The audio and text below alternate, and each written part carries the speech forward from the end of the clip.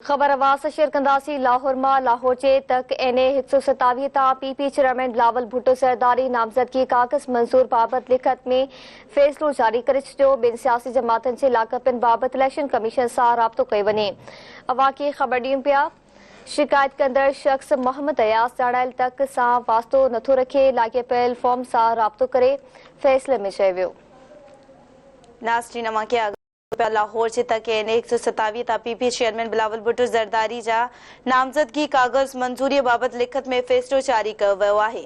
ॿिनि सियासी जमायतुनि जे लाॻापनि बाबति इलेक्शन कमीशन सां राब्तो कयो वञे। रिटर्निंग ऑफिसरनि जो इहो फ़ैसिलो आहे।